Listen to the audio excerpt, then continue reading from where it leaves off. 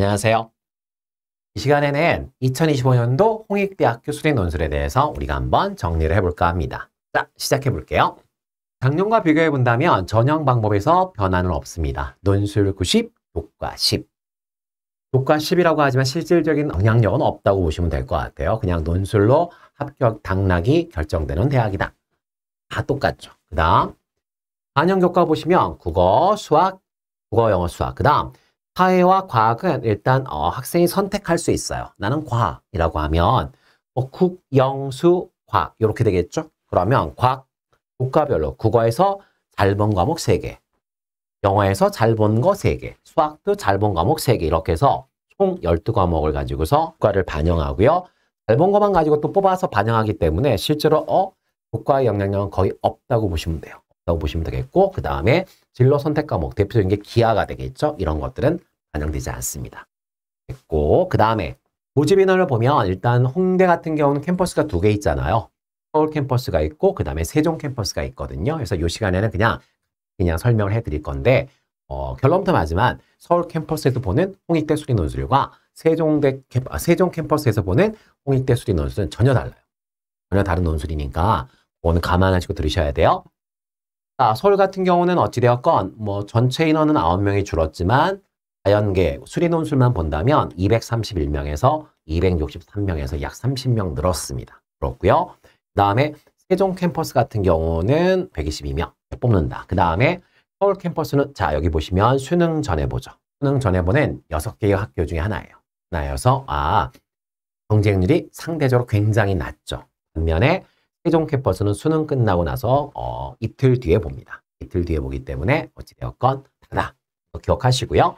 경쟁률 보시면 알겠지만 홍대의 경쟁률이 낮은 이유는 2가지가 있어요. 첫 번째, 수능 전에 본다는 거. 그 다음에 2번째, 홍대 기출문제를 풀어보신 친구들은 알 거예요. 홍대는 고독하게 혼자 자신의 길을 가는 대학입니다. 출제 유형을 예측하기가 쉽지 않고요. 그나마 예측한다면 실생활 활용 문제를 굉장히 중시하는 대학이에요. 실생활 활용 문제라고 하면 여러분들이 중고등학교 때 응용 문제라고 하는 그런 것들 있잖아요. 실생활에 어떠한 상황을 준 다음에 수학적으로 모델링을 해서 수식으로 풀어내는 거.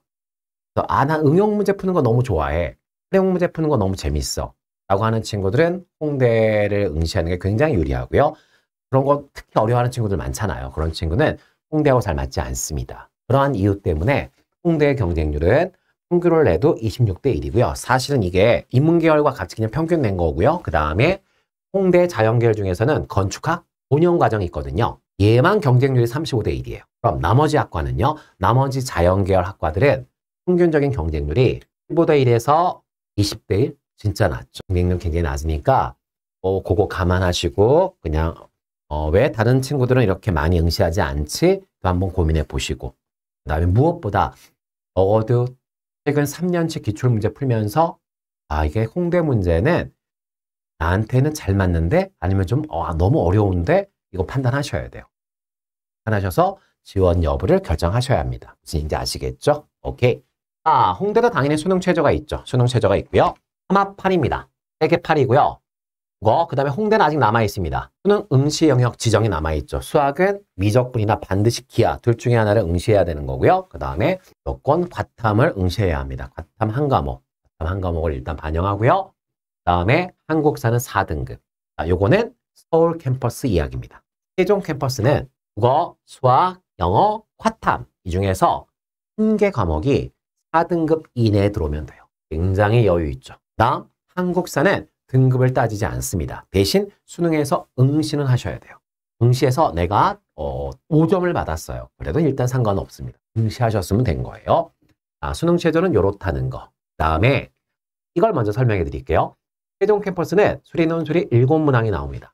7문항이 나오는데 이거는 교과서 플러스 EBS 수능 연계 교재. 여러분이 잘 알고 있는 수능 특강과 수능 완성.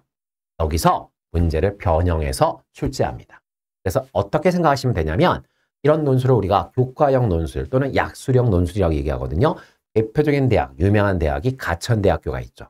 그래서 세종 캠퍼스를 준비하는 친구들은 본교가 실생활 활용 문제를 많이 내. 그러니까 세종 캠퍼스도 그럴 거야. 절대 그렇지 않아요. 전혀 다른 얘기거든요. 그래서 가천대학교의 기출문제라든가 하여간 약술형 문항들을 위주로 해서 이제 거기까지 볼 필요도 없어요. 선생님 개인적인 생각으로는 올해 수능 준비하면서 EBS 퀴즈 열심히 푸실 거 아니에요. 그렇죠. 그거를 연습장에다가 서술형으로 잘 정리하면서 풀어나가시면 자연스럽게 준비가 되는 학교다. 어디가요? 홍대, 세종 캠퍼스는. 반면에 서울 캠퍼스는 그렇지 않다.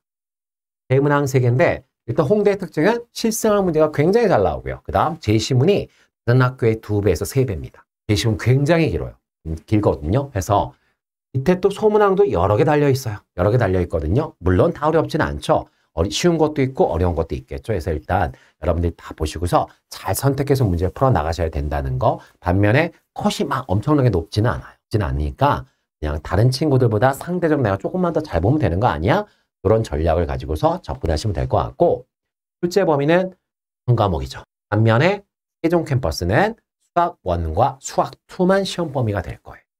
미적분 들어가지 않습니다. 그래서 세종 캠퍼스를 준비하는 친구는 여기 따로 세종 이거 보시면 되겠고, 시험 시간도 한 문제에 10분씩 해서 70분만 본다는 거. 반면에 서울 캠퍼스는 문제 어렵잖아요. 120분에 굉장히 여유 있는 시간을 줍니다. 여유 있는 시간을 주니까 충분히 고민하면서 문제 풀어주시면 될 것 같아요. 여기까지 이해 가셨을까요? 선생님 여기서는 왜 단원별로 그런 얘기 안 해주세요? 말했지만 홍대는 출제 경향을 예상할 수 없어요. 뭐가 나올지 알 수 없습니다. 전범위에 걸쳐서 그냥 이만의 스타일로 출제하는 대학이니까 여러분들이 기출문제를 분석하시면서 스스로 터득하셔야 되고, 제가 앞으로 올려드릴 기출문제 해설 강의를 보시면 될 것 같아요. 또 홍대는 연대랑 마찬가지로 모의논술을 보지 않습니다. 불친절한 학교죠. 그래서 그냥 기출문제 가지고 공부할 수밖에 없고, 그나마 유사한 학교를 2개만 뽑아봐라고 한다면 동국대하고 아주대, 동국대하고 아주대 문제 중에서 실생활 활용 문제들 있잖아요. 그런 것들을 골라서 더 연습을 하시면 되지 않을까. 상대적으로 선생님 제자들 중에서 홍대를 수리논술로 붙은 친구는 꽤 많습니다. 사실은. 근데 그 친구들 공통점을 보면 수능 수학은 물론 잘하는 친구는 1등급이 나온 친구도 있어요. 그런데 대부분 2, 3등급 정도이 보통이었던 것 같고요. 대신 시험 문제를 두려워하지 않는 친구들이었어요. 대부분 보면. 어떻게 뚝심이 좀 힘이 있는 친구도 있잖아요. 문제를 이렇게 붙잡고 늘어지는 힘. 그런 친구들이 홍대 수리 논술엔 굉장히 강점을 보인다. 라는 말씀 드리고 싶고요. 네, 마지막 요약입니다. 처음에 말씀드렸지만 전통적으로 실생활 문제를 굉장히 많이 내요. 제시문도 길고 실생활 활용 문제예요. 활용 문제여서 쭉 읽은 다음에 이걸 내가 어떻게 수학적으로 모델링하지? 별거 아니죠. 모델링이란 말은 이걸 내가 어떻게 수식으로 표현하지? 그리고 나서 이것들을 내가 미분이나 이것들을 이용해서 어떻게 수학적으로 해결하지? 이러한 걸 물어보는 문제가 꼭 나와요. 꼭 나오기 때문에 이런 문제에 강점을 보이는 친구들이 지원했으면 좋겠다. 이게 일단 선생님의 첫 번째 어드바이스고요. 두 번째는 전범위에서 골고루 출제됩니다. 그리고 확통과 기하도 절대로 가볍게 여길 수 없습니다. 예를 든다면 작년에 기출문제를 본다면 1번 문제가 서원이 나왔고요. 다음 음함수의 미분법이 섞였고요. 다음에 1학년 2학기 때 배우는 산술 기하 평균이 섞였어요.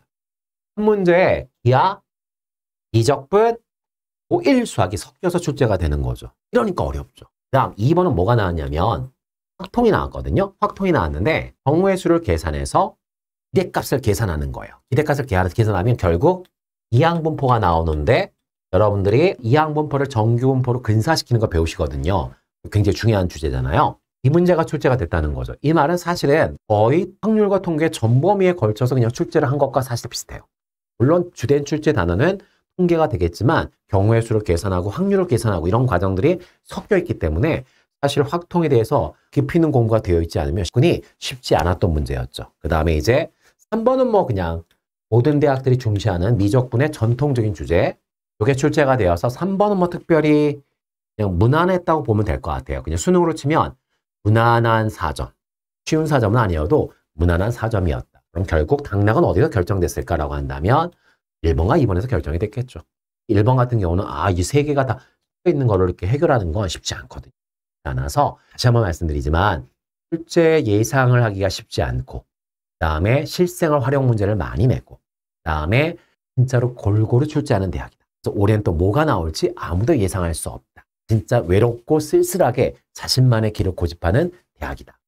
이렇게 얘기하면 너무 그런가? 좋은 학교인 건 아시죠? 네, 해서 어찌되었건 그렇게 이해하시면 될 것 같고, 앞에서 설명해 드렸지만 모의논술을 보지 않기 때문에 기출문제가 다른 대학에 비해서 적은 편이거든요. 건국대라든가 아주대라든가 해서 출제가 된 문제들 중에서 실생활 활용 문제들이 꽤 많으니까 그 문제들을 따로 발췌해서 꾸준히 공부하시면 미래밖에 좋은 성과를 거둘 수 있는 확률이 굉장히 높습니다.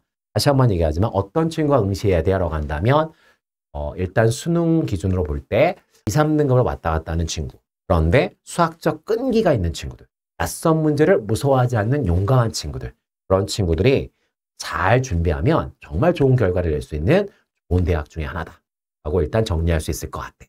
정말 꼭 기억하시고 까지 힘내서 화이팅! 오케이? 화이팅!